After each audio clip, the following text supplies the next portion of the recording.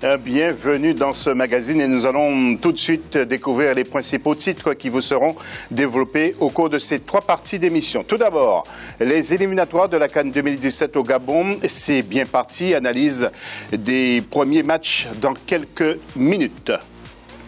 Mondial féminin au Canada, comment se sont comportées nos équipes? Eh bien, nous ferons le point également, mais en deuxième partie.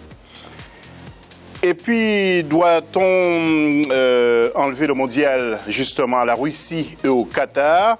Noureddine Salih nous dira vraiment ce qu'il pense au cours de cette émission, car il suit de près ces 2 prochaines grandes manifestations. Notre invité, c'est M. Hassan Hadidi. Hassan Hadidi, qui est écrivain, entre autres. Hein? Pas tout à fait. Pas tout à fait. Mais vous avez d'autres activités, mais une grosse passion pour le football. Voilà. Vous êtes d'Oujda. Exact. Et vous avez écrit un livre sur le Mouloudia, club d'Oujda. Exactement, avec mon frère Ahmed Hadidi. Voilà, donc j'espère que je vais prononcer bien. Si je prononce mal, je vous prie de m'en excuser. Nos éditorialistes, Ahmed Traoré, qui est hyper heureux, qui a fait la fête pendant tout le week-end, avec clair. Les victoires maliennes. Tout à fait. Oui, et puis un très bon week-end. Et Noureddine Salih, toujours fidèle au poste. Bonsoir Noureddine. Bonsoir José, bonsoir à tous. Alors, la question de l'AFC, faudrait-il un président africain à la tête de la FIFA? Vos réponses sur nos réseaux sociaux, mais aussi afc@africa24tv.com. Première journée des éliminatoires de la CAN, c'est à la une de l'AFC.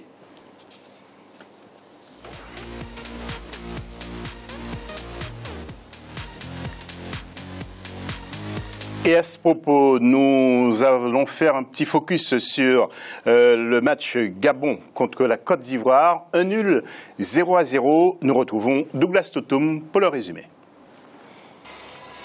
Le Gabon, pays hôte de la CAN 2017, et la Côte d'Ivoire, championne d'Afrique en titre, se sont neutralisés 0 but partout dimanche 14 juin à Libreville.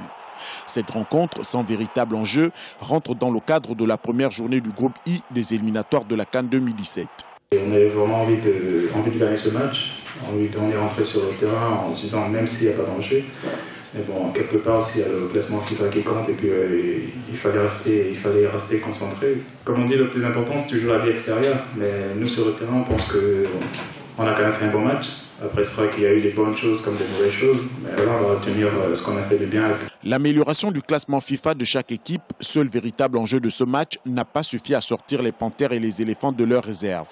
Résultat, 2 équipes qui se sont quasiment observées durant toute la rencontre. C'est une équipe qui n'a pas souvent joué ensemble.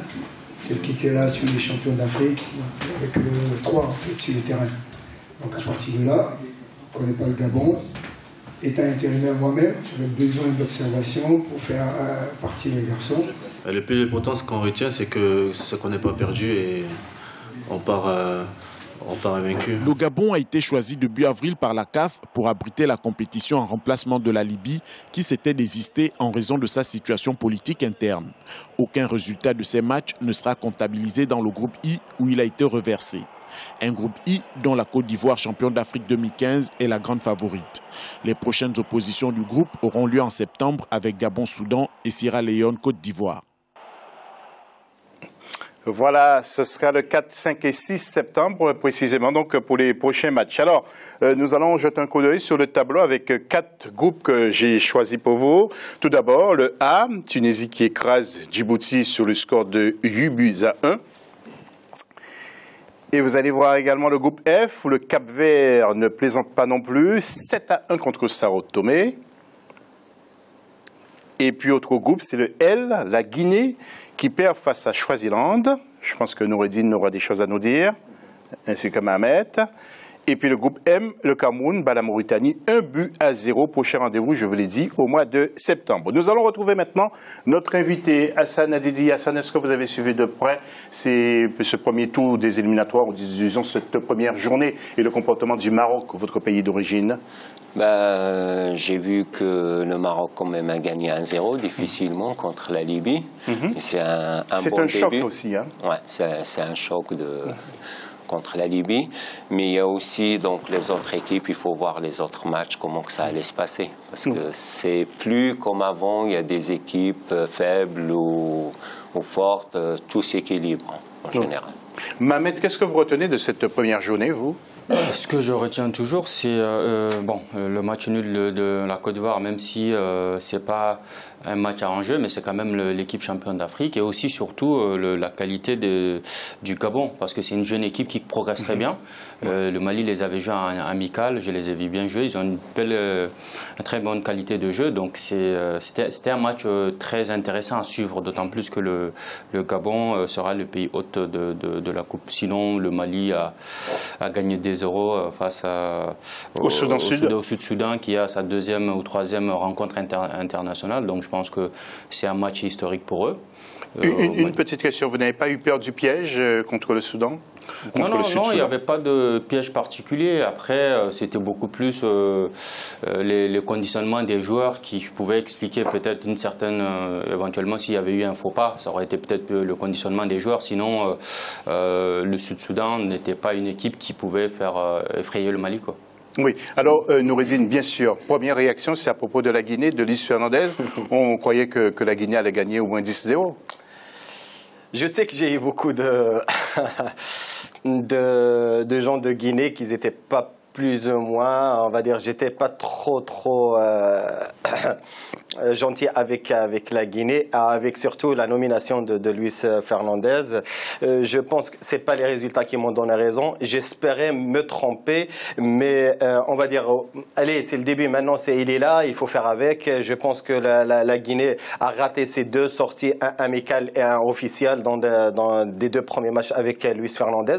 C'est pas un mauvais signe quand même, parce que perdre devant le Tchad et ensuite perdre devant Swaziland, quand même au classement FIFA qui n'est pas parmi les 50 premiers. J'ai suivi de très près. Franchement, on ne peut pas venir et brusquer une équipe qui marchait, une équipe qui a fait un très grand parcours en la dernière CAN, a amené des jeunes minots de 20 ans et on nous explique comme quoi, voilà, c'est l'avenir de la Guinée. Oui, c'est des excuses qu'on les prend comme on veut. Je pense que dans le jargon des football actuellement, on voit le charisme, la stature de l'équipe et ses résultats devant des équipes qui sont pratiquement, on va dire, modestement, avec tout le respect qu'on doit à toutes les équipes. Je pense que la Guinée doit revoir la note, voir la vision de la chose au vu de l'équipe nationale. Même avec aussi ses co-entraîneurs, hein? Oui, c'est un staff. C'est un staff. C'est vrai qu'il y a eu beaucoup de bruit par rapport à la nomination de Luis Fernandez. Il était attendu au tournant. C'est vrai comme un habile communicant, il a essayé de beaucoup communiquer avant l'attitude de certains joueurs qui refusaient de venir, etc., etc. Mais c'est vrai que ça n'excuse pas ces deux matchs, ces deux défaites, même s'ils ont joué aussi à l'extérieur. Mais quand même, la Guinée reste quand même une équipe sur laquelle on compte, parce que ces dernières CAN, ils ont toujours été présents. Et c'est des résultats qu'on attend surtout après tout ce qui s'est passé autour de Luis Fernandez et aussi les deux adjoints qu'il a pris, Amara Simba et Kaba Diawara. C'est entre guillemets des figures du football guinéen. Donc on attend plus que ce qu'on a vu pour l'instant.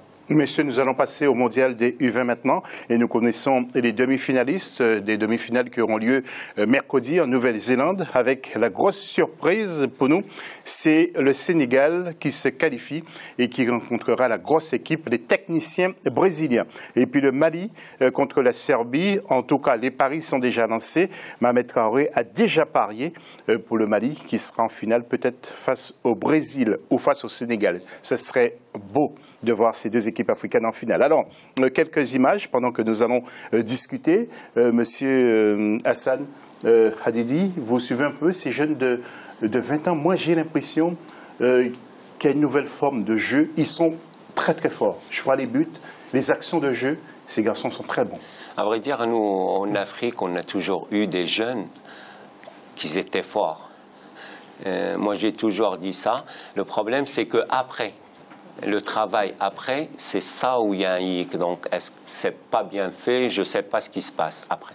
Mais tous nos jeunes, c'est pas la première fois que nos jeunes arrivent d'Afrique qui gagnent une Coupe du Monde ou arrivent à ces phases finales. Mais là, ça fait plaisir. En plus, il y en a deux. Oui, alors je ne vais pas interroger Mohamed d'abord parce qu'il va trop parler du Mali. Noureddine, t'inquiète pas, moi aussi. On va parler de Brésil-Sénégal.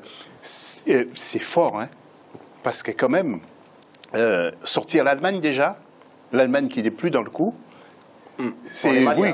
Comment jugez-vous tout ça? D'abord... et ce sont les Maliens qui ont éliminé les Allemands. Exactement, ouais, c'est ça. Donc, quand on a l'échiquier de la formation en Afrique, on avait l'habitude de voir les deux griffes dans la formation qui sont la Guinée, enfin le Ghana plutôt, et le Nigeria. Là, avec la Côte d'Ivoire à 1 degré moins, mais là, quand on voit ces deux pays, et surtout quand on a ces deux pays-là, on a directement l'intention d'aller dans les centres de formation qui sont respectifs dans les deux pays.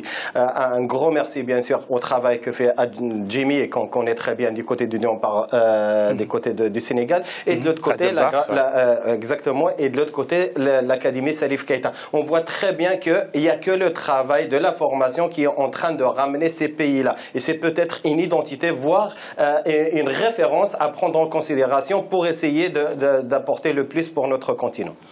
Mohamed, vous êtes d'accord? L'Académie Salif Keita et l'Académie Djambars ont en effet...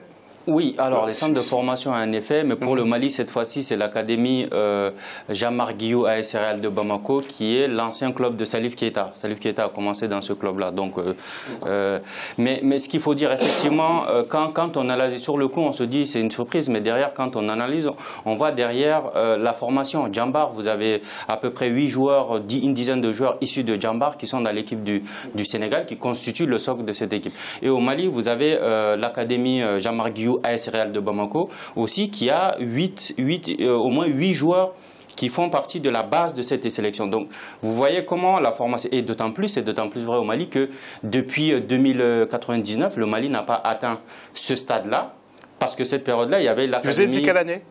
Comment? 1999. Et l'ossature de cette équipe, c'était celle du centre Salif Keita. Et là, c'est l'AS Real de Bamako. Donc pour dire qu'aujourd'hui, c'est la formation qui est à la clé pour le développement du football. Et grand merci et chapeau surtout à ces clubs formateurs, à l'AS Real qui a eu l'intelligence de nouer un partenariat avec Jean-Marc Guillou.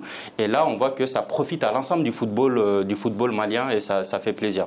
Noureddine, avant de passer au livre d'Hassan Hadidi, un petit mot. Non, vraiment, j'étais hyper content, heureux de voir ces minots s'illustrer sur l'aspect international. Juste un petit appel. Et c'est pas, je suis pas en train de remettre le travail qui était, parce que le résultat, il est là. Je parle des fédérations. Juste un appel aux fédérations, surtout du côté du Sénégal, et notamment du Mali, d'entourer ces minots-là, de mettre les moyens. Je vais pas rentrer dans des détails, mais on a entendu beaucoup de choses à la presse qui nuit en quelque sorte, mais l'honneur revient à vous d'abord, des dirigeants. Je parle au président Diarra, que son staff, d'essayer d'être le plus proche de ces minots-là, parce qu'on voit peut-être il y a des canoutés là-dedans, peut-être il y a des Gila Diarra, peut-être il y a beaucoup de choses qui sont en train de naître du côté autour de cette Coupe du Monde. En tout cas, vos propos seront relayés parce que Mohamed est là et j'ose espérer que Mohamed va faire ce qu'il faut sur les réseaux sociaux. Nous sommes très bien suivis à Bamako, donc il n'y a pas de souci. Et nous sommes suivis aussi en Afrique, donc vous le savez.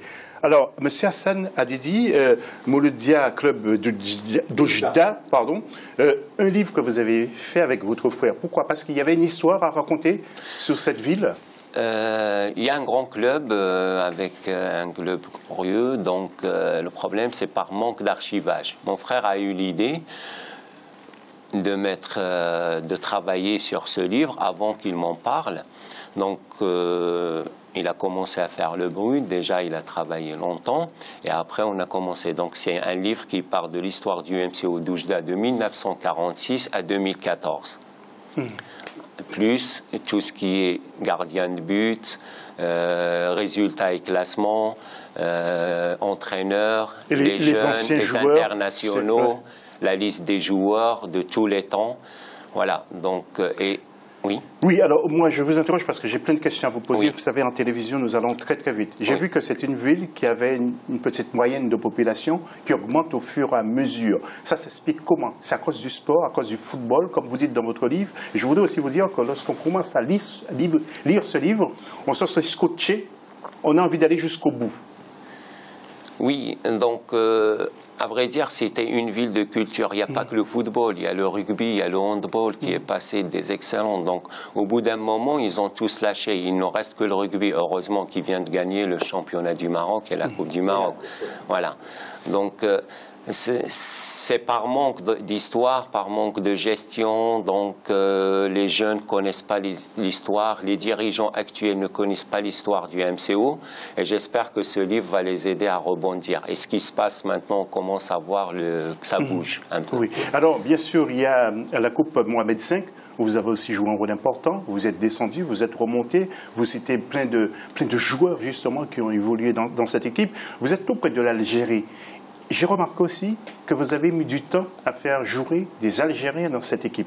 Qu'est-ce qui s'est passé? Vous n'avez pas voulu des Algériens à Oujda? Non, c'est le contraire. Non, mais je vais directement. Non, c'est le contraire. C'est que les Algériens, ils étaient là depuis le début. Le premier président du club du MCO d'Oujda, c'était un Algérien pendant la colonisation, parce qu'il fallait quelqu'un qui a la nationalité française. Donc, il y a plein d'Algériens qui ont joué, parce que Oujda, c'est une ville frontalière et c'est un mélange. Donc, il y a des joueurs qui ont traversé la frontière? Bien sûr. Bien sûr, qui habitaient à Oujda, et c'est d'origine algérienne aussi. Pendant le protectorat, comment ça se passait le football marocain? Pendant le protectorat, c'était vraiment des clubs ou des Français qui jouaient ensemble, et c'était dur pour accepter un club musulman marocain d'intégrer le premier. C'est dit dans le livre, la Fédération française du football, elle a mis du temps pour accepter le MCO d'Oujda dans la Ligue française. Oui. Ouais. Vous avez cité certains noms comme Farnan Mohamed, il y a Madani Abdel Ghani, plein de noms comme ça que vous avez cités. Il y a Hassan Allah, aussi un footballeur passionné. Je voulais quand même poser une question à Noureddine. Noureddine, vous qui êtes originaire de cette ville, c'est une ville passionnée, c'est une ville de football au Maroc aussi?